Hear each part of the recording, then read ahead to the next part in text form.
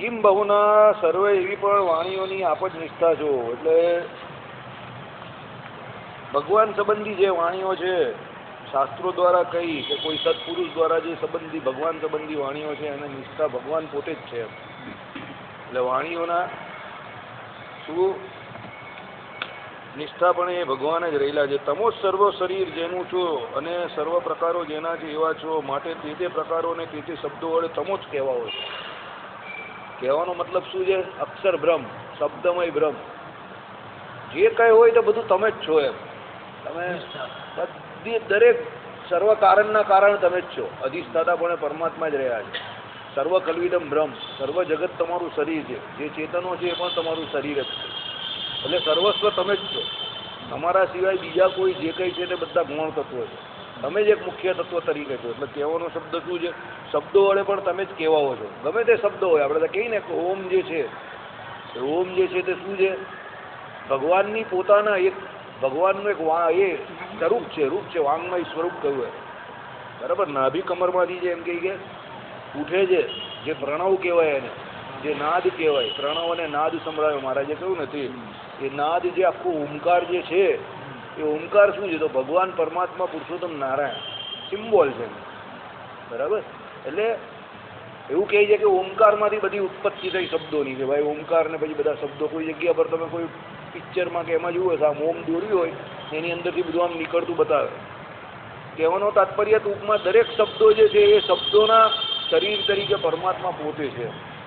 બરાબર? એ ઓમકાર પણ પરમાત્માનું જ પ્રતિપાદન કરે છે, બીજું કંઈ નથી.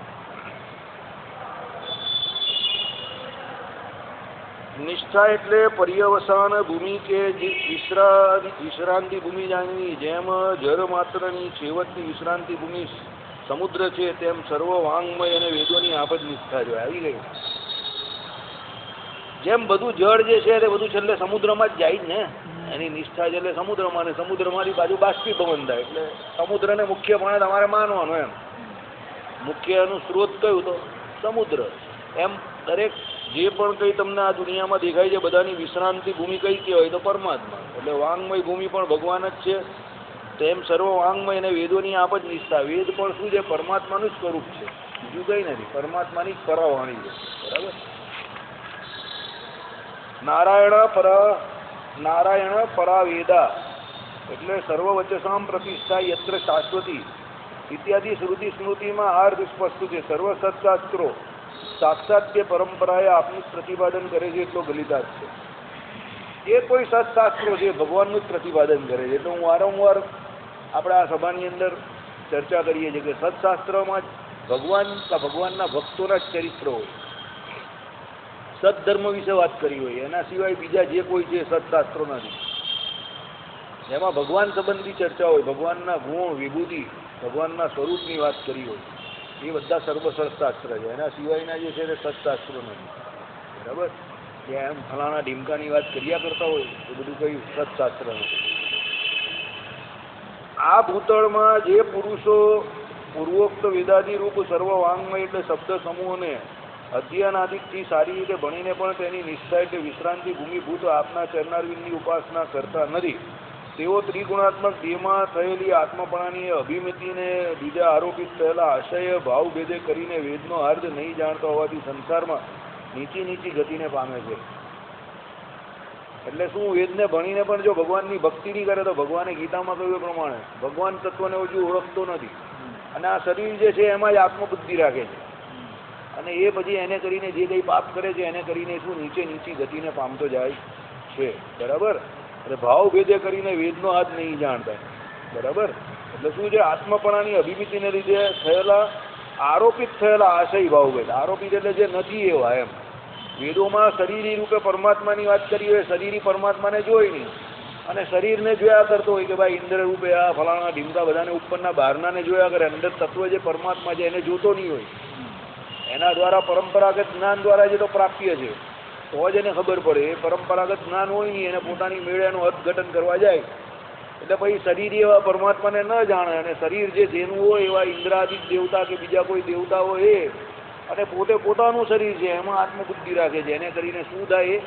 ભાવ ભેદે કરીને એને ભગવાનમાં પ્રીતિ થતી નથી, ભક્તિ થતી નથી, જેને કરીને શું સંસારમાં નીચી નીચી ગતિને પામ્યા કરે પછી. બરાબર. એટલે પછી અહીંયાથી કલ્લા નીચે એટલે શું ભાઈ તમારે જાણવાનું કે ભાઈ આ બધા પશુ પક્ષી તમો ગુણ એ બધી યોનિઓને પામે. પછી સત્ધર્મ સંરક્ષણ માટે અવતરેલા આપના પરમભાવને નહીં જાણનારાઓને અનર્થ જ થાય છે એમ કહે છે. ભગવાનને જે જાણતા નથી એના માટે અનર્થ જ થાય છે એમ કહે છે. જે પુરુષો આપના પરમભાવને નહીં જાણીને આપને આ ભગવાન નથી પણ કોઈ તપસ્વી છે એવી બુદ્ધિથી અવગણના કરે છે પણ ભજતા નથી તે મૂઢ મનુષ્યો વારંવાર આસુરી યોનિમાં સર્વત્ર ભ્રમણ કરવા પૂર્વક નિશ્ચય અત્યંત ક્લેશને પામે છે. એટલે ભાઈ ક્લેશનું કારણ શું છે? ભગવાનનું ભજન નહીં કરતા એ છે. ભગવાનને ભગવાન નહીં માને ને કોઈ તપસ્વી માણસ માને તો એને કરીને એમ કે શું છે આસુરી યોનિમાં પછી ભ્રમણ કર્યા કરે એટલે ક્લેશ પામે. એ ભગવાન જે પુરુષો પરમેશ્વર આપનો આશ્રય નહીં કરીને કેવળ પોતાના પ્રયત્ન પરથી આત્મ સ્વરૂપના દર્શન માટે પ્રયત્ન કરે છે અથવા બીજા કોઈ અનિશ્વરની ઉપાસના કરીને પ્રયત્ન કરે છે તે પુરુષો આત્મદર્શનમાંથી ચલાયમાન થઈને માટે જ આત્મદર્શનરૂપ મનોરથ નહીં પામીને પોતાના દેહાભિમાની શિષ્યોને પણ આ મારા ગુરુ મહાન આત્મદર્શી જેવી ભ્રાંતિ ઉત્પન્ન કરવા દ્વારા ઠગનારા હોવાથી તેના પાપે કરીને નિરય સંસાર અથવા નરકને પામે છે. ગુરુ તો કઈ આત્મદર્શન કરી નહીં શકે કારણ કે ભગવાનમાં એને નિષ્ઠા નહીં હોય. તો ભગવાને કહ્યું સબીજ સાંખ્ય અને સબીજ યોગ વગર ઉપાસના કર્યા વગર કોઈ એમ કે સાકાર ભગવાનની ઉપાસના કર્યા વગર કોઈ આત્મદર્શન કરવા માટે સક્ષમ નથી. વચનામૃતમાં ભગવાને કહી દીધું. એટલે જ્યાં સુધી પેલો ભગવાનની ઉપાસના કરે નહીં ત્યાં સુધી એને આત્મદર્શન તો થાય નહીં. પણ પાપ કેનું લાગે? એના પેલા જે શિષ્યો એને ઠગે એ રહ્યો કે ભાઈ ગુરુ તો બહુ પહોંચેલા છે, ગુરુને આત્મ સાક્ષાત્કાર થયો છે એમ કરીને એના ચેલાઓ દ્વારા એ શું ખોટું પ્રચાર પ્રસાર કરાવે પોતાનો કે ભાઈ ગુરુ કેવા છે આત્મદર્શી છે. એ પાપે કરીને કે એમાં સંસારમાં એમ કહી કે ભમ્યા કરે કે નરકને પામે. બરાબર. કારણ કે બધાને એની જોડે ભેરવા ને હમણાં જે ગુરુ ગયા ને એવા બરાબર આખા ગામને ભેરવીને ગયા અને હજુ બધા લોકો ભેરવાયેલા જ છે. એવા ઘણા બધા લોકો આખી દુનિયા ભેરવાયેલી છે. બરાબર. એટલે એવાથી ભેરવાઈ જાય પછી એવા ગુરુ હાથમાં આવી જાય તમારા તો પછી ગુરુની આગળ મેં તમને કહ્યું પ્રમાણે મંદિરે તમે વગાડો ને આમ કરીને અવાજ આવે ને ધમ દઈને એ ગુરુ નહીં કહેવાય, એ કહેવાય. બરાબર. ચાલો. બહુ જનો એમને શરીરને ભગવાનનો આશ્રય ત્યાગ કરીને નિશ્રેયસનો પ્રયત્ન કરતા પણ નાશ પામે છે. શું કરે? બહુ જનો એમને અનુસરનારા. આ બધા છે જ અનુસરનારા અત્યારે છે જ ને બધા. બરાબર. આપનો વિરોધ કરે પણ ભગવાનનો આશ્રયનો ત્યાગ કરી નાખે. ભગવાનનો આટલો જ ખોટો ઉપર ને ગુરુનો મોટો ખોટો. બરાબર. ને બાજુમાં મેં તમને કહ્યું પેલું ઢનને લઈને વાગે. બરાબર. એટલે આશ્રમ ત્યાગ કરીને ભગવાનનો આશ્રય એનો ત્યાગ કરી દે ને નિશ્રેયસનો પ્રયત્ન કરતા પણ નાશ પામે. ભગવાનનો આશ્રય નહીં હોય અને પછી પ્રયત્ન કરવા જાય તો કંઈ મોક્ષ તો થાય નહીં પણ એ પ્રયત્નોમાંથી પડી જાય કાયમ. ભગવાનનો આશ્રય હોય તો જ મોક્ષ થાય. બાકી આવા બધા જે રસ્તે ચાલતા ગુરુ કરી નાખે આત્મદર્શી બરાબર બ્રહ્મદર્શી બરાબર પ્રગટ સ્વરૂપ આ સ્વરૂપ પેલું સ્વરૂપ બધું કે એ તો કંઈ હોય નહીં એવા. એટલે પછી એને કરીને કાં જાય? બધા નરકમાં જાય. બરાબર. એટલે હવે આમાં હું મારા જેવા માણસ કહી તો કોઈ માને નહીં પણ હવે આ ગ્રંથ જ ડાયરેક્ટ કહી તો કોઈ નહીં માને તો પછી એને માનવું પડે. કાન પકડે, નાક પકડે, આંખ પકડે કે બીજું માથાના વાળ ખેંચે કે પકડે કે પછી હાથ પકડે ગમે તે પકડે આ કહેતું હોય તો માનવું પડે તમારે. હું કહું તો હું વિરોધી થઈ જાઉં છું. બરાબર. તમારા બાપુજી કહીને તારા પુણ્ય ખૂટે જજુ. તું 5-10 વર્ષ પહેલાં બોલી દઈ છે જ ખોટો. લોકોને ધક્કા ખાવા દે, થોડા ભટકવા દે, થોડા ફટકા ભરવા દે એમ કે ખોટી જગ્યા પર થોડા ભટકવા દે પછી કે સીધો નહીં કે એમ કે તું સીધો કહી તો કોઈ તારી વાત નહીં માનશે. બરાબર. ભટકવા દે લોકોને. બરાબર. એટલે આમ કોઈ સીધું નહીં માને પછી ભટકી ના આવે પછી માને. બરાબર. એટલે એવા કોઈ પ્રગટ બગટ કોઈ હોતા નથી એમ. આ સત્સંગી જીવન ગ્રંથ બોલે છે. ભગવાનની નિષ્ઠા વગર કોઈ એવો થાય જ નહીં. અને ભગવાનની નિષ્ઠા જેને હોય તે ભગવાનને જે મર્યાદા ભગવાને બનાવી એની બહાર જાય નહીં.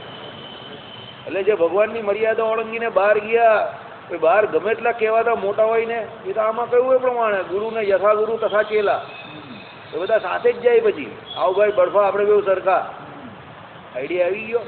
પણ એમાં શું છે મારા જેવા બોલે તો કોઈને નિષ્ઠા આવે નહીં. બરાબર. પણ શાસ્ત્ર બોલે તો હવે માનો તમે આમ કાન પકડો કે આમ કાન પકડો. હું બોલું તો બધા મને એવું કે દ્રોહ કરો દ્રોહ કરો દ્રોહ કરો છો. હું તો મારા માતાના ઉદરમાંથી આવ્યો ત્યારથી બધાનો દ્રોહ કરતો જ આવ્યો છું, બરાબર. હવે મેં કેટલાનો દ્રોહ કર્યો એ મને જ નહીં ખબર. પાછા બધા પકડાય જ ને, બધા દાઢીવાળા મૂછવાળા મોટા મોટા જ પકડાય, બધાનો દ્રોહ કરી નાખ્યો છે. અરે ભગવાને જે શાસ્ત્રોમાં કહ્યું છે જરા સમજો. સાધુને મન બધા સરખાય, ભગવાન કે અમારો અભિપ્રાય નથી. સાધુતાનું પ્રથમ લક્ષણ જે છે સાર અસારનો વિવેક જાણવો. સાર એટલે જે સાચું છે એમાં તમે રહેવું. સાચું તો કઈ એવું નહીં હોય કે જે બહુ મોટું હોય એ સાચું હોય, યાદ રાખજો. પેલો કહીને જૂથ કે પેર નહીં હોતે, જૂથ તો એની જાતે જ પ્રચલન પામે, એના કઈ પગ નહીં હોતા ચાલવા માટે. સચ કેની જૂથ કેવી પેર નહીં હોતી, એ તો આમ જ પ્રચલન પામે. કારણ કે જૂઠામાં કંઈ કરવાનું હોય નહીં.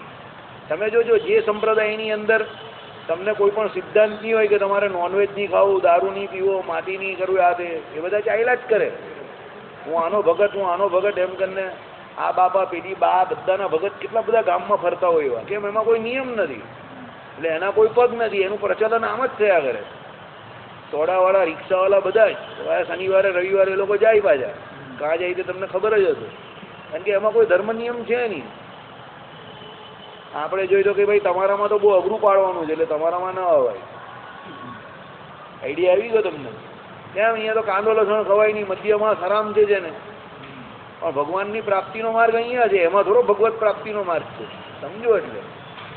એટલે શાસ્ત્રોમાં જે પ્રમાણે કહ્યું હોય એ પ્રમાણે વર્તે તે જ બધું બરાબર. અને ગુરુ પણ એ જ સાચા કે જે શાસ્ત્રોમાં ભગવાનનું નિરૂપણ કર્યું હોય એ શાસ્ત્રોમાં એને પ્રતીતિ હોય અને બીજાને પણ પ્રતીતિ કરાવે.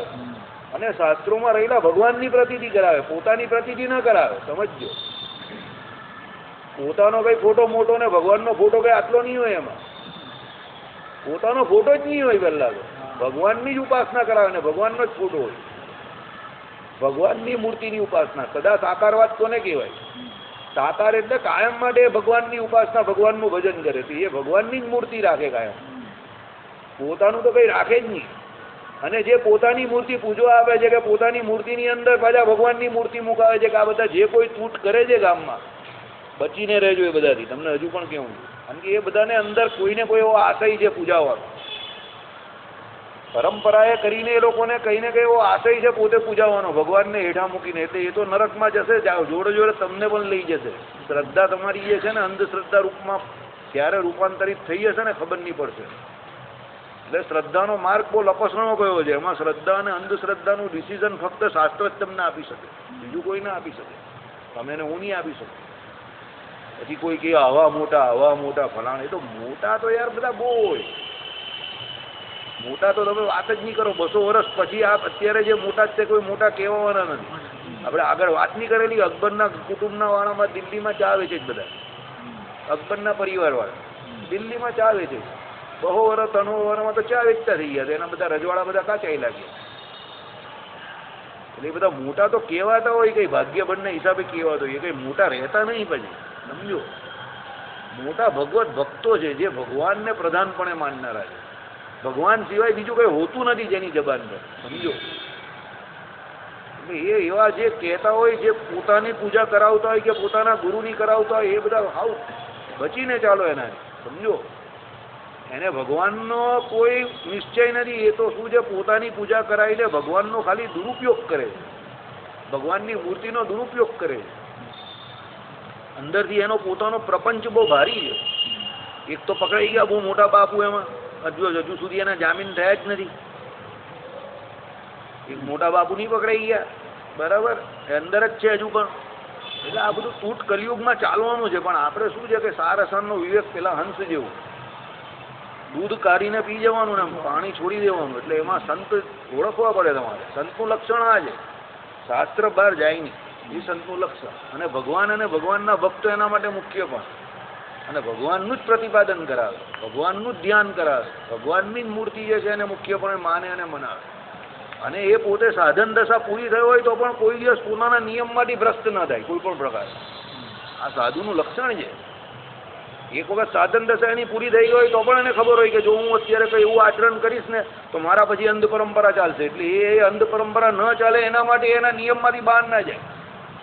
આ સાચા ગુરુ આ છે.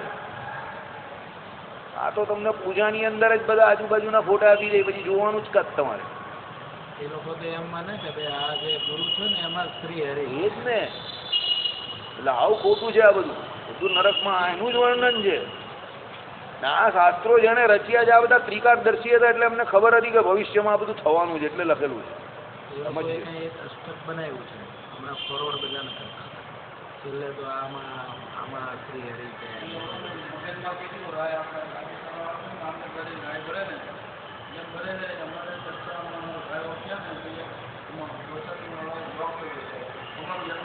BL નાગરાણી નથી ને? હા એ ખાસ છે એનો એટલે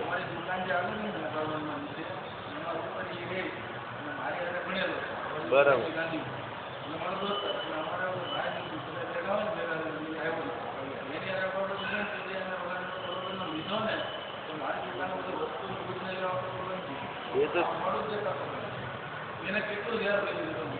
એ લોકો શું છે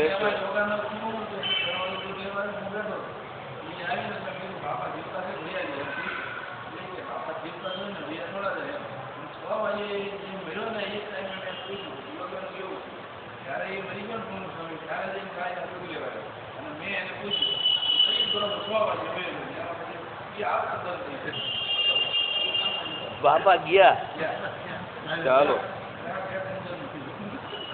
એટલે મોક્ષ બગાડનારા છે આ બધા તત્વો. યાદ રાખજો, સમજજો.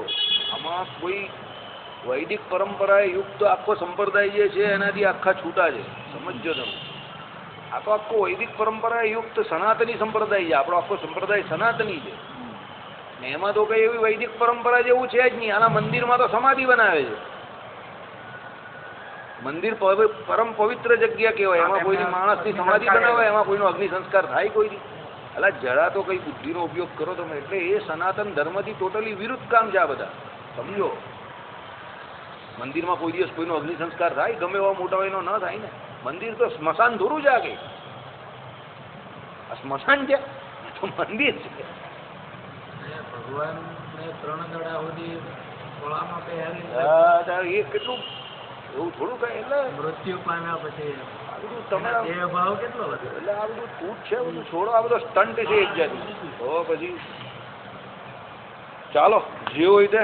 જાહેરમાં આપણે બહુ વધારે ચર્ચા નહીં કરવી, પણ યુ આર સ્માર્ટ ઇનફ, તમે સમજીને ચાલજો એમ. બરાબર. ચાલો. દેવના પણ દેવ આપ જ છો એમ કહે છે.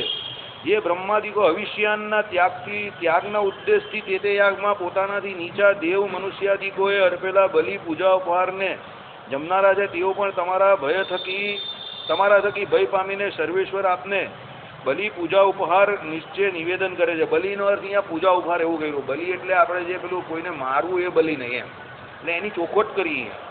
બલિ એટલે પૂજા ઉપહાર તમે જે ભગવાનને આપો એ. બલિ એટલે હિંસા કરવી એ બલિ નહીં એમ. એટલે શાસ્ત્રોમાં બલિની જે વાત કરી તે આ પ્રમાણે કરેલી છે કે ભગવાનને પૂજોપહાર તમે જે આપો તે રૂપ બલિ એમ. આપણે ત્યાં કોઈ કહે કે ભાઈ મસ્તક ચડાવવું, તો મસ્તક એટલે તમે નાળિયેર ચડાવો એ પણ મસ્તક રૂપી છે.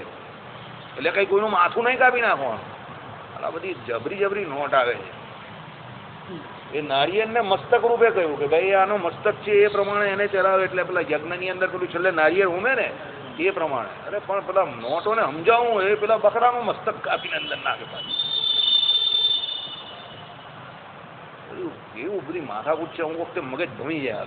ક્યાં કેવું શાસ્ત્રોમાં જે શબ્દો લખેલા એના અર્થઘટન હાવ ખોટા કરે છે લોકો. હાવ ખોટા એટલે હાવ ખોટા. જેને કરીને નકરું પાપ કરે છે લોકો. નકરું પાપ કરે છે. શું કહ્યું કે જે હવિષ્યાન લે છે, સમજો, દેવતાઓ નાના જીવાત્માઓ મોટા જીવાત્માને હવિષ્યાન આપે છે. કેના દ્વારા? યજ્ઞ દ્વારા. જે હવિષ્યાન ગ્રહણ કરે છે એ પણ હવિષ્યાન લઈને પોતા પાસે નહીં રાખતા. એ દોરે કોનાથી ભય પામે છે? એ સર્વેશ્વર નથી જે હવિષ્યાન ગ્રહણ કરે છે. એ પણ ભગવાનનું શરીર છે. એટલે એને ગ્રહણ કરેલું ઉપર પેલા ભગવાનને આપે છે. એટલે બધાના બાપ કોણ છે? તો ભગવાન પોતે છે એમ. એટલે તમે હવિષ્યાનથી જેની પૂજા ઉપાસના કરો છો કે યજ્ઞ યાગાદિક કરો છો એ એના સુધી પહોંચે છે, ખરી વાત છે. પણ એ પોતે નહીં રાખતા પાછા. એ પાછા ભગવાન વાસુદેવને સમર્પિત કરીને આજીજી કરે છે કે ભાઈ તમે તમારું રાખો, હવે તમે અમને શક્તિ આપો તો તમારા દ્વારા અમે આ બધાને જે કંઈ જોઈતું હોય તે પ્રદાન કરીએ. એટલે મુખ્ય તત્વ તો એ પરમાત્મા છે. આવું કહેવા માંગે છે. એટલે એમ કઈ તરત ખબર પડે એવું નથી ભાઈ. આ બધું બહુ અઘરું છે. આ બધું સમજો. આ લખેલું જ છે બલિ એટલે પૂજા ઉપહાર. પછી બધું ખોટું તમે અર્થઘટન કરો તો પછી કેટલું મોટું પાપ થઈ જાય. પેલા રાજાની જેમ કોણ હતો પેલો નીચે પડી ગયેલો વેદો અહિંસમ યજ્ઞમય છે પેલા હિંસામય છે ઉપરીચર વસુ એ સીધા નીચે પડી ગયેલા હિંસામય છે એમ કહ્યું ને પેલી હાથથી પુરાવી એમાં એની ગતિ સીધી નીચે ચાલી ગઈ બરાબર હે આખું બધું નીચે આવી ગયું પાતાળમાં ચાલ્યા ગયા ઉપરીચર વસુ હે બરાબર બધા નામ તમારે યાદ રાખો ને નામ યાદ નહીં રહી મને પાછું ચાલો એટલે કોઈ વખત લોચા પડી જાય નામમાં મારા એટલે માટે દેવના પણ દેવ એવા આપના ચરણારવિંદના શરણને અમે પામ્યા છીએ એવા દેવના પણ દેવ ભગવાન પોતે છે એના ચરણારવિંદના અમે આ ઋષિ મુનિઓ પામ્યા છે એવું કહ્યું આપના ચરણારવિંદના દર્શન સિવાય બીજું કાંઈ પણ ફળ અમારે અભિલષિત નથી એમ કહે છે ભગવાનને શું કહે છે કે ભાઈ તમારા ચરણારવિંદના દર્શન જ કરવાના છે ભગવત ભક્ત માટે આ શ્રેષ્ઠ વસ્તુ છે હમણાં અમે કયા એક વચનામૃતમાં કે કેમાં વાંચ્યું આ વચનામૃતમાં કે ભાઈ ભગવાનના ચરણારવિંદમાં જે ભક્તની કાયમ વૃત્તિ રહી એ પાકો શરણાગતનું પાકું લક્ષણ જ કે એની વૃત્તિ કાયમ ભગવાનના ચરણારવિંદમાં જ રહી 8 પહોર 24 કલાક એ પાકો શરણાગત અને એની ભગવાન આદિ વ્યાધિ ઉપાધિ દરેક બધાથી રક્ષણ કરે એનું સમજો બધું ભગવાન એનું બધું પોતાના માથે લઈ જાય હોય ને 8 પહોર ભગવાનનું સ્મરણ કરતો હોય ભગવાનના ચરણારવિંદને વિશે પોતાના મનની અખંડ વૃત્તિ રાખે એનું બધું જ સર્વસ્વ ભગવાન લઈ બધું બરાબર એટલે ભગવાન એને પછી સાચવે એ ભગવાનને સાચવે તો ભગવાન પછી એને સાચવે હમણાં જ મેં વાંચ્યું કરશે કાં વાંચ્યું યાદ નહીં આવતું બરાબર ચાલો હે સ્વામીને આપના ચરણારવિંદના સાક્ષાત દર્શન થવાથી આજ અમે ધન્યભાગી થયા છે દાસને સ્વામીના ચરણ કમળની સેવા થકી બીજું ફળ ઈચ્છવું ઘટે નહીં આપના દર્શન રૂપ મનોરથ ફળ બહુ દિવસે પ્રાપ્ત થયું બહુ ભીર દિવસે હઈ આ પદથી નિષ્ફળ મનોરથ દિવસોનો અનુશોક કર્યો છે દુર્લભ એવું પણ આપનું દર્શન અનાયાસથી અમો પામ્યા એવો અભિપ્રાય છે કહેવાનો મતલબ કે ભાઈ તમારા દર્શન કરવા માટે આ તો બધા કાકાજી આખા ભારત વર્ષથી ફરતા ત્યાં ગયા હતા બદ્રિકાશ્રમ અને પછી ભગવાન નર મળ્યા અને પછી આ નારાયણ ભગવાનના કેટલા સમયે દર્શન થયા એટલે એમને એવું કહ્યું કે ભાઈ જ્યાં સુધી તમારા દર્શન ન થાય એ અમારા માટે શોકમય દિવસ હતા એમ એટલે શોક પ્રગટ કર્યો કે ભાઈ અમને શોક એટલે દુઃખ પ્રગટ કર્યું કે ભાઈ તમારા દર્શન નહીં થાય આટલો સમય એમ હા મનથી તો તમારા ચરણારવિંદની સેવા કરતા જ હતા અને એ એમ કહે કે ભગવત ભક્તનું કે શરણાગતનું સૌથી મોટું લક્ષણ જ એ છે કે એ સ્વામીના ચરણારવિંદને સેવ્યા કરે પણ તમારા સાક્ષાત દર્શન થયા હતા નહીં એટલે આજે એમ કહે કે ધન્યભાગી થયા કે તમારા સાક્ષાત દર્શન થઈ ગયા એમ બરાબર દુર્લભ છે આ દર્શન જ તમારું કામાદી દોષથી અંતરની જે કલુષતા વર્તે છે તે આપની એક ભક્તિથી જ નાશ થાય છે એમ જણાવવા માટે કહે છે હે હરિ આપની ભક્તિ વિના તપશ્ચર્યામાં પ્રવર્તેલા વાયુ ભક્ષણ જળપાન અને પાંદડા ભક્ષણ કરીને સમગ્ર ઇન્દ્રિયોને નિયમમાં કરીને તપશ્ચર્યા કરતા વિશ્વામિત્રાદિક ઋષિઓ પણ કામ ક્રોધને પરવશ થઈને પરમ પુરુષાર્થ રૂપ મોક્ષમાંથી ભ્રષ્ટ થયા તો બીજા જેઓ આપની ભક્તિ વિના કામ લોભરૂપ દાવાનળથી અતિશય પ્રજ્વલિત અંગવાળા થઈને મોક્ષ માર્ગમાંથી ભ્રષ્ટ થાય એમાં કહેવું જ છું માટે અમો મુનિઓ તેના કામ લોભાદિકના ઉપશમની જ ઈચ્છાથી નિશ્રેયસ સુખને આપનારા આપના શરણને પામ્યા છીએ કહેવાનું તાત્પર્ય એવું છે કે ભગવાનની શરણાગતિ વગર કામ ક્રોધ લોભાદિક જે મોટા શત્રુઓ છે એ જીતાતા નથી તપશ્ચર્યા કરીને જે જીતવા ગયા છે મોટા મોટા વિશ્વામિત્રાદિક જે ઋષિમુનિઓ છે એ પણ પડી ગયા છે પોતાની સ્થિતિમાંથી અને એમને મોક્ષની પ્રાપ્તિ નહીં થઈ પણ વિઘ્ન જ પ્રાપ્ત થયા છે પણ જે અમે તમારા આશરે છે તમારું ભજન કરીએ છીએ તો અમારા એમ કે કામ ક્રોધ જે છે તે તમારી ઉપાસનાના બળે કરીને તમારી શરણાગતિને કારણે અમારા કામ ક્રોધાદિક જે છે તે સર્વે શું ઉપશમને પામી ગયા એટલે શું શાંત પડી ગયા બરાબર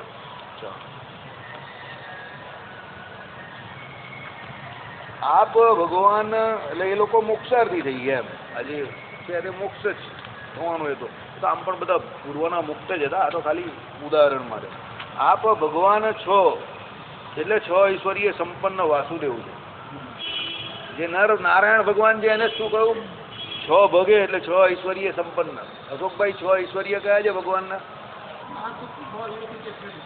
બરાબર એ 6 ભગ જે છે એ કોણ છે નારાયણના જે વાસુદેવ તમે સાક્ષાત જ છો આવી વાત કરી છે એનામાં 6 ભગ હોયા એ કોણ કહેવાય ઈશ્વર કહેવાય અને અપ્રાકૃત ગોલોક નામના દેશ વિશેષના અધિપતિ છે. જો બદ્રિકાશ્રમમાં જે નારાયણ ભગવાન રહ્યા એને ઋષિ મુનિઓએ વાસુદેવ ભગવાન કહ્યા અને ગોલોકધામના અધિપતિ કયા અપ્રાકૃત ગોલોકધામના. આવી ગયું બાજુ. ધામી જોડે લેવા દેવા છે, ધામ જોડે લેવા દેવા નથી. એ તો બધા ધામ બાપના જ છે. એમ તો સર્વ જગત ભગવાનનું શરીર જ છે. તમે આ ધામ કહો કે પેલું ધામ કહો કે પેલું ધામ કહો, આખું જગત જ ભગવાનનું છે. તો પછી તમે કયા ધામની વાત કરવાના? જગતમાં કોઈ જગ્યા તો તમે એવી બતાવો કે જે ભગવાનની ન હોય, કે જગતની બહાર નિત્ય વિભૂતિમાં કોઈ એવું બતાવો જગ્યા જે ભગવાનની નહીં હોય. છેલ્લે તો બધું ભગવાનનું જ છે ને. તો ભાઈ ધામ ધામ ધામના હું ગીત ગાયા કરવાના? ધામીના ગીત ગાવ ને. કારણ કે કોઈ ગોલોકધામ કે એનો અધિપતિ પણ એ ભગવાનને જ બતાવેલા છે કે ભાઈ બદ્રિકાશ્રમ કેવું કે શ્વેતદ્વીપ કેવું કે કોઈ અક્ષર, બધા તો ભગવાન જ છે ને બધું. તો ધામીના ગીત ગાવ ને. ધામના હું ગીત ગાયા કરો બેઠા બેઠા? આપણે એ આદત પડી ગઈ પહેલેથી. માણસને જોવાનો નહીં, એનું મકાન બહુ મોટું છે, એની એ ગાડી મર્સિડીઝ બેન્ઝ વાપરે, પણ માણસ કેવો તે માણસ એ આમ કરે. ભાઈ માણસ કેવો એ તો બોલ. માણસ વિશે બહુ કંઈ કહેવા જેવું નથી. તો ગધેડા એ શું કામનું? તો માણસ કેવો એ બોલતો નહીં. ને મર્સિડીઝ બેન્ઝમાં ભરે છે ને આ કરે છે ને તે ભરે છે. 4 માળની હવેલી છે એની, ને 4 ગાળા મોટા દીધેલા સોસાયટીમાં, ને બહુ મસ્ત LED બહાર છે ને રોશની મૂકેલી છે ને એના ગીત ગાય. પણ માણસ કેવો એ તો કે માણસ હવે જરા એમ કંઈક કામ કરે એવો ખરો, એમ કંઈ કોઈનું કરે એવો નહીં. તો પછી તને શું કામનો? લંકામાં હોનું બધું બહુ છે, તો આપણે શું કામનું? આપણો સ્વભાવ એવો થઈ ગયો, બરાબર. આવો કૂતરા જેવો સ્વભાવ કે બધી ઉપલબ્ધિઓ જ જોયા કરીએ. તો ભગવાનમાં પણ એવું. અલા ભગવાનની ઉપલબ્ધિ જોયા કરે. ભગવાનની ઉપલબ્ધિ એટલે હું ભગવાનના ધામથી ભગવાનની ઉપલબ્ધિ. આ ધામમાં આ મોટું છે, આ ધામ આ છે, આ ધામમાં બધા ઈશ્વરીઓ છે, બરાબર. બધે હીરા મોતી માણેકના પેલા સ્તંભો છે ને આ છે ને તે ધામનું વર્ણન આવે ને બધા શાસ્ત્રોમાં. એટલે ધામનું વર્ણન જોઈને એ મોટા નાના પણ હું કરે. અરે પણ ધામીને તો જોતું, એ તો બધું ધામી માટે ધામ છે. અને ભગવત ભક્તો માટે ભગવાને બધું કરેલું છે પહેલેથી, અનાદિ જ છે. અને બધું ભગવત ભક્તો માટે છે. એટલે મુખ્યપણે તો ધામી છે. ધામીને રાજી કરશે તો બધું પ્રાપ્ત થશે. પણ ધામ માટે ઝઘડા કરે બોલો. આના ધામ માટે હું ઝઘડા કરવાના? ધામીની ઉપાસના કર, તને ધામી બધું જે જેવું છે તો બતાવી દેશે. સમાધિ થશે એટલે મહારાજ કંઈ થોડો ઘણો નાસ્તિક ભાવ હશે, બધો ચાલ્યો જશે. પણ ધામીની તું ઉપાસના તો કર. કરવું કંઈ નથી. અને પેલા શાસ્ત્રમાં 2 વાક્ય વાંચે ને એ વાંચીને પેલો શાસ્ત્રાર્થ કરવા આવે પાછો કેવું મારા ગુરુ તો બહુ જાણે છે. અરે હું જાણે છે? મારા ગુરુ વચનામૃતમાં PhD છે. વચનામૃતમાં PhD કહીને એટલે તો મને આમ અંદરથી આમ એવું થઈ જાય ને કંઈ બહુ બળતરા થાય મને. વચનામૃત ગ્રંથ PhD નો છે. હરિવાક્ય સુધા સિંધુ લખનાર કોણ કોણ છે તે બધા જોઈ આવજો. બધા ધુરંધર છે એકદમ. સંસ્કૃતમાં જે હરિવાક્ય સુધા સિંધુની ટીકા કરનાર બધા બહુ ધુરંધર લોકો છે. બધા આચાર્યો છે મોટા મોટા. અને પેલો કંઈ મારા ગુરુ વચનામૃતના PhD છે. હું PhD? કાપો PhD થાય કોઈ અંદર? બહુ અઘરો ગ્રંથ છે, કંઈ સરળ ગ્રંથ થોડો છે. સમગ્ર શાસ્ત્રોનો સાર છે વચનામૃત અને શિક્ષાપત્રી. અને આખી સનાતન સંસ્કૃતિના પુરાવા રૂપ છે વચનામૃત.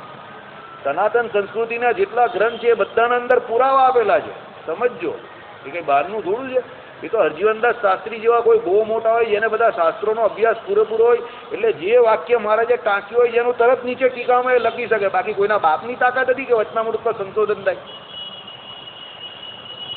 તમને ખબર જ કાદી પડે કે આ શાસ્ત્રનો આ શ્લોક અહીંયા લખેલો છે.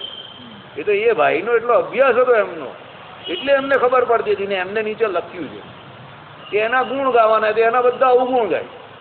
લે, જેને મહેનત કરી એના અવગુણ ગાવાના.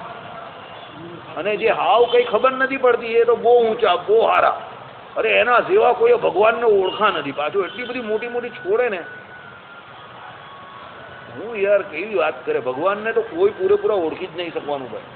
પરમાત્મા તત્વના પારને કોઈ પામી જ નહીં શક્યું. બ્રહ્મસૂત્ર પોતે કે જે ભગવાનને એમ કે હું જાણી ગયો છું એ કંઈ જાણતો જ નથી. અને જે એમ કે હું નથી જાણતો એ કંઈક જાણે જ ભગવાનને. આવું છે તો હું જાણવાના. ને વચનામૃત ગ્રંથ એવો જ છે જે એમ કે મને આવડી ગયું તેને કંઈ આવડતું નથી, એ બુઠ્ઠલ છે. બરાબર. એટલે કોઈ શાસ્ત્રોમાં કોઈ નિપુણ નથી, કારણ કે આ બધી ભગવાન નારાયણની પરાવાણી છે. સમજજો, એ તો પરમાત્માની જેની ઉપર કૃપા થાય ને, પરમ કૃપા. પેલા પ્રહલાદજીની હતા. અરે ધ્રુવજી આમ કરીને સંગ અડાડી દીધો ને બધું તરત ધરાધર બધું સ્તુતિ કરવા લાગ્યા. એમ પરમાત્માની કૃપા થઈ જાય આખી વાત અલગ છે. એટલે આવી બધી ખોટા કંઈ ફાંકા નહીં મારતા, ખોટા ખોટા. આ બધો ધ્રોહ છે, એક જાતનો ધ્રોહ છે. આ એમાં શું છે, જે નંદ સંતોએ જે બધી પરાવાણી લખેલી છે આ બધી શાસ્ત્રોની, અને તમે આ બધા જે આપણે આ બધા નાના નાના માણસો જે કંઈ છે તે આ બધા ચેડા કરે ને, આ બધા ભગવાનની વાણીનો ધ્રોહ છે. આ બધો ખોટો ધ્રોહ છે. ચાલો, એટલે ભગવાન એ વાસુદેવ જ છે અને અપ્રાકૃત ગોલોક નામના દેશ વિશેષના અધિપતિ છો. તે જ તમો સકળ લોકના નિશ્રેયસ સારું ધર્મ પ્રજાપતિ થકી તેમની પત્ની મૂર્તિને વિશે પ્રકટ થયા છો. લે હવે એ જ વાસુદેવ આયા. ડાન્સ કરું અહીંયા બેઠો બેઠો, બરાબર? એ જ વાસુદેવ ધર્મ પ્રજાપતિની શું પતિ થકી તેમની પત્ની મૂર્તિ વિશે પ્રગટ થયા છો. આ કોણ? નરનારાયણની વાત કરે છે. અને એમાંથી જ કોણ આવશે પછી એ નરનારાયણનું મિસ લઈને? સ્વામિનારાયણ ભગવાન. એ જ ધર્મદેવ અને એ જ ભક્તિ માતા. હવે શું કરું અહીંયા? ડાન્સ પાર્ટી રાખું? આ ગોલોકની વાત કરી, બદ્રિકાશ્રમની વાત કરી, હજુ અક્ષરધામની વાત જ નહીં કરી. લે બહુ એટલે લોકો એવી હદ કરે છે ને, ત્યારે અમુક વખતે ન કેવું હોય ને કેવું પડે.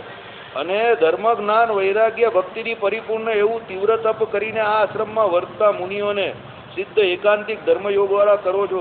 અને તમો ભક્તિ પ્રધાન નૈષ્કર્મ્ય જ્ઞાન કર્મમાં બદ્ધ આદરવાળા છો. અરે આ નૈષ્કર્મ્ય વાળો આવી ગયો પેલો ગીતાનો શ્લોક. શું જ્ઞાનીની શું વાત કરી કે જે કોને કર્મમાં અકર્મને જોઈ છે ને અકર્મમાં કર્મને જોઈ છે, એવો જે જ્ઞાની છે તે કોણ છે? નિષ્કામ ભક્ત છે, એ શ્રેષ્ઠ છે ને એ મારો આત્મા છે. તમે તો આપણી શું વાત કરી, હલી ગયા બધા. કહેવાનો મતલબ એવો છે કે જે ભગવાનની આજ્ઞા વગર કે ભગવાનને મુખ્યપણે નહીં રાખીને બીજા જે કંઈ કર્મમાં જોડાયેલો છે એને એના કર્મનું ફળ લાગે છે. જે નથી જોડાયો એને પણ એના કર્મનું ફળ લાગે છે. એને જે ભગવાનની આજ્ઞાથી ભલી ક્રિયા કરે છે દુનિયાભરની આખો દિવસ, એને કોઈ કર્મનું ફળ નહીં લાગતું. ને આ જે બધું જોઈ રહેલો છે તે સર્વ જ્ઞાનીઓમાં કોણ છે? શ્રેષ્ઠ છે. એ કોણ છે? મારો આત્મા છે. નૈષ્કર્મ્ય રૂપ જ્ઞાન જેને છે ને એ મારો આત્મા છે. વચનામૃતનો શબ્દ છે. 4 વાક્ય ઘાટા બીબા શબ્દમાં લખેલા છે આમ, ને નીચે ટીકા લખેલી જ મોટી. બરાબર? હરજીવનદાસ શાસ્ત્રીજી મહારાજે. વાંચજો કોઈ દિવસ ઘરે. તમે કંઈક તમારી ગ્રહસ્થીમાંથી ફ્રી થાવ તો કોઈ દી વાંચજો. ભગવાન ઉપર ઉપકાર કરજો ને શાસ્ત્ર ઉપર ઉપકાર કરજો ને શાસ્ત્રીજી મહારાજના દાખલા ઉપર ઉપકાર કરજો ને ઘરે કોઈ દી વાંચજો તો ખબર પડશે. એટલે શું કહ્યું કે ભાઈ તમે તીવ્ર તપ કરીને આશ્રમમાં વર્તો છો અને જે બીજા કરે છે કોણ? ધર્મ જ્ઞાન વૈરાગ્ય ભક્તિથી પરિપૂર્ણ એવું તીવ્ર તપ કરીને આશ્રમમાં વર્તતા કોણ છે? પેલા મુનિઓ. એને સિદ્ધ એકાંતિક ધર્મયોગ વાળા કરો છો અને તમે એને સિદ્ધ કરો છો. અને શું? તમો ભક્તિ પ્રધાન નૈષ્કર્મ્ય જ્ઞાન કર્મમાં બદ્ધ આદર વાળા છો. એટલે તમે પોતે કેવા છો? ભક્તિ પ્રધાન નૈષ્કર્મ્ય જ્ઞાન કર્મમાં. કર્મ કેવું છે? નિષ્કર્મ કોને કહ્યું? જે ભક્તિને લીધે જે કર્મ કરવાનું આવે છે તે. એમ કાલે આપણે શું વાત કરેલી? કયો યજ્ઞ કરવાની ગ્રહસ્થની વાત કરેલી આપણે? વિષ્ણુ યાગ. જે ભગવાન વિષ્ણુનો યાગ કરે છે કેમ કે એ ભગવાનની ભક્તિ રૂપે ભગવાનની આજ્ઞા છે એટલે કરે છે. તો એ નિષ્કામ કર્મયોગ છે. એમાં એને કોઈ ફળ નહીં મળતું. એમ ભગવાન રાજી થાય ખાલી એ. અને બીજો જે સકામ છે તે સકામ રૂપે કરે છે. એટલે બંનેમાં આટલો ફરક છે. એટલે આ નિષ્કામ કર્મયોગની જે વાત કરી એ વ્યાખ્યા આપી કોણે? તો પરમાત્મા વાસુદેવે સાક્ષાત આપી. ભગવાન શ્રી કૃષ્ણએ સાક્ષાત આપી. કેમાં? ગીતાના જ્ઞાનમાં આપી. અને એ જે જાણે છે નિષ્કામ કર્મયોગ એ જ સાચો જ્ઞાની છે. કે ગમે એટલી એક્ટિવિટી કરે પણ એ કેવો છે? નિષ્કામી છે. એને એના કર્મનું ફળ નહીં લાગતું. ને પેલો બીજો કોઈ નવરો ઢેફા જેવો બેસી રહી છે તો એને એના કર્મનું ફળ લાગે છે. તે આઈડિયા આવ્યો અશોકભાઈ? ગમે એટલી પ્રવૃત્તિમાં જોડાનો છે પણ એ નિવૃત્તિ વાળો છે. અને પેલો ગમે એવો નિવૃત્ત છે તો પણ એ પ્રવૃત્તિ વાળો છે. કેમ? એને એનું કર્મ લાગે છે. અસંખ્યાત કલ્યાણકારી આસક્તિ સહિત કર્મની નહીં કરતો તો પણ કર્મ લાગે છે. પરમાત્મા સંબંધી કોઈ ક્રિયા થતી નથી ને. ભલે નવરો બેઠો છે, બેઠો મને કરીને સંકલ્પ તો કરે જ છે ને. નાવ બુઠ્ઠલ જેવો બેઠો તો બી ભગવાન સંબંધી કોઈ કામ કરતો નથી ને. એવા ઘણા લોકો હોય હાવ બુઠ્ઠલ હોય. અરે તમારે ખસેડવા હોય તો લાત મારવી પડે એવા હોય. હાવ એટલે હાવ બુઠ્ઠલ હોય. તમે કેવું તો હું એવું બધું કરે ને કંઈ તમને એમ થાય કે આને ઉચકીને મૂકવો કે ફેંકવો અહીંયાથી કે ગભડાવવો, શું કરવું હવે?